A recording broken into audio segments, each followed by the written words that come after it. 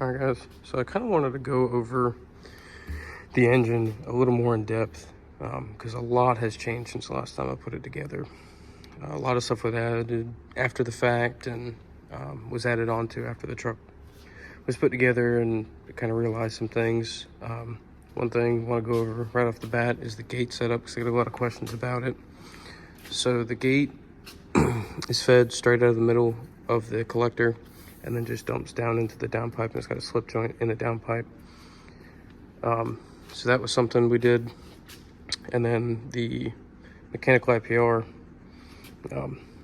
feeds out of the factory IPR location with a hard stainless line to the mechanical IPR, and I just used two standoffs on the valve cover and mounted it there. I need to do a little bit of tweaking to the line. Just want to make my life a little bit easier in the truck, working on it. Just get this fitment a little bit better, so I'm gonna tweak that line. We also, after the fact, added a different setup for the cooling system because it's got the O-Dogs intake.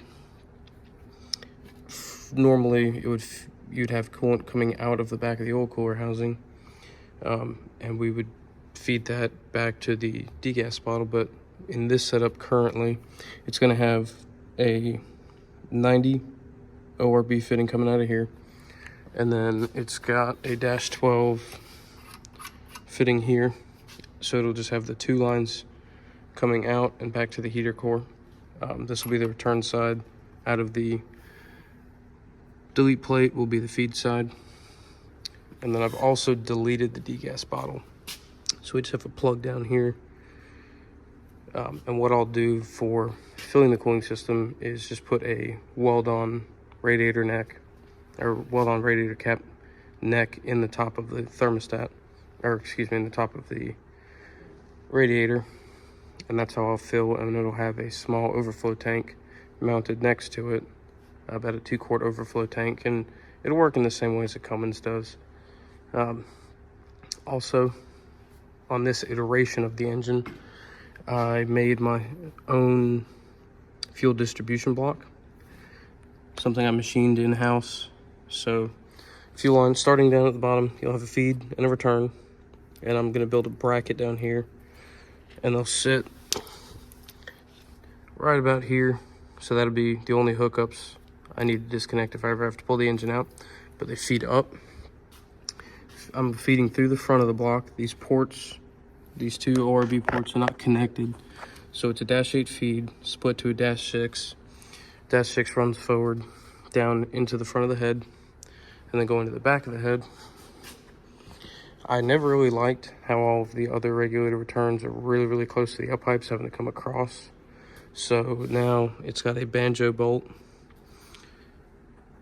and this side's 90, this side's 120, and it feeds up and back forward, and then it's got some really nice heat sleeving on it, but it's got pretty adequate room away from the up pipes now, especially on this side. This side, some kits I install actually hit the up pipe right here with that 90. So now that clears. I got all of the exhaust coated by a company called MBI. It's all coated, and it actually would take a pretty good amount of heat. I forget exactly how hot they said I can get it, but I want to say it's good up to over 2,000 degrees. But turbo, all of the piping got done. I also sent the turbo out to be refreshed, sent it back to Precision. And that's something new after the fact. I was running a stainless 5-blade S472, but now we've switched up to a Precision Sportsman 7675. So that's new. Didn't really have too much time on the truck before I had to pull the engine out. But moving back to the plate for the oil cooler setup, gonna have two -12s. And note, if you do the oil cooler plate on your truck, a normal ORB fitting and -1290 will not fit. It'll hit the intake. So I got some Brian Tooley fittings here, some high flow, short radius 90s, and they'll go from here slip underneath here over to the passenger side, where I will have a thermostatic oil filter, external oil filter, and then it'll run from here into the cooler, or run, you know, through the filter, thermostatic filter block to the cooler, back through and back into the plate.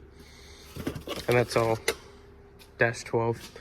So you'll have your feed coming out from the low pressure pump, coming out through the system, back, and then feed the engine through this port here.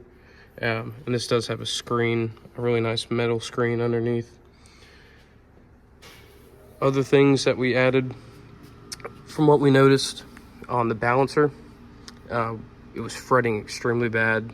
So we got one of the diamond coated shims in there now. And these bolts are actually the RCD crank adapter bolts.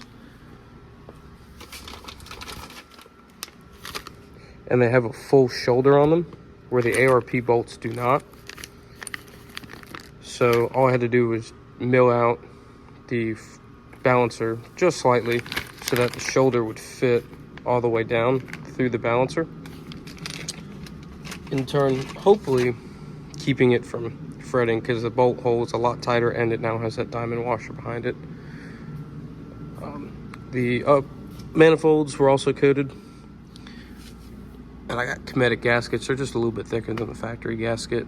And I now have a aluminum oil pan with baffling in it. And I had them go ahead and weld bungs to it for if I ever want to do, I can put a heater here. I plan on compounding the truck in the near future, so I'll have a turbo drain here. And then if I ever do an external low pressure pump, I'll have a feed right here for it. But that is about it for upgrades that I could show you just sitting out here on the engine stand. But that's about all I got. Hopefully I can get this thing in the truck here soon. I've just been extremely busy, and I can get this thing running for y'all and make some power.